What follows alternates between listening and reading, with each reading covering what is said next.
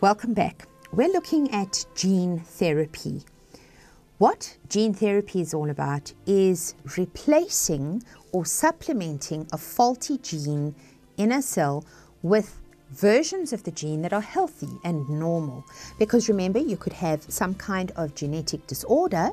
You can't cure the genetic disorder, but possibly you can put good copies of the gene into the cell to help it work properly. And so here we have an example of how gene therapy would work. We've got a cell where there is this gene, which is a copy of the normal gene, the gene that works correctly, because in another person, that gene is faulty. So we take this normal gene and we make lots of copies of the correct gene.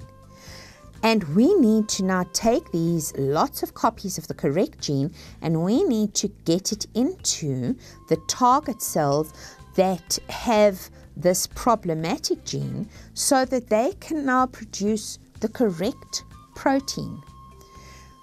We have a problem though. How do you get that correct gene into the target cell? How do you take this correct version and get it into the cell that's got an incorrect version? And the answer, of course, we can use viruses and sometimes even bacteria. And so this grade 11s is where you come into the story, because at the moment you are learning about viruses, or you have already learned about viruses this year. And what you know about viruses is very important in this process of gene therapy, because you've learned that viruses replicate in a very strange way. This is an example of a bacteriophage, which is a virus that attacks bacteria, but any virus works in exactly the same way. The virus lands on the outside of the target cell. It injects its genetic material into the cell. The cell then makes up new copies of the viral genetic material and reassembles hundreds and hundreds of brand new little viruses. The cell then breaks open. This, remember, is called lysis.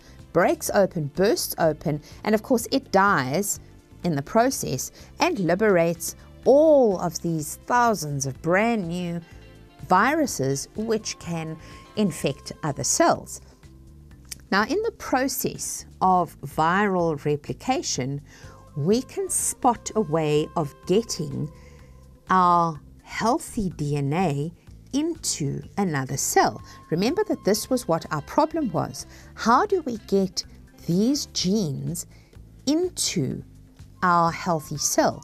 Well, what if we package these genes inside a virus and we allowed the virus to infect the cell? That is exactly how the gene therapy works. We use a virus vector. A vector is some organism that carries something else. Very often, and most often, vectors carry diseases. But in this case, we're using the virus to carry a useful gene into the tissue or into the cells. And now we have copies of that useful gene inside the cell, and it doesn't matter if the original gene is faulty. We've got lots and lots of copies of the new gene, the correct gene, which will be able to make whatever protein is short because this gene is faulty. This is the situation that works in the case of, it's a very experimental situation right now, but with cystic fibrosis. Cystic fibrosis is a rather tragic disease where one gene is faulty and it does not enable the cell to produce the correct form of mucus. The cell produces, instead of normal mucus as you and I would produce, it produces a very thick mucus that doesn't break down. And this mucus accumulates in the lungs. It also accumulates in passageways and ducts within the pancreas, for example, and it blocks these passageways.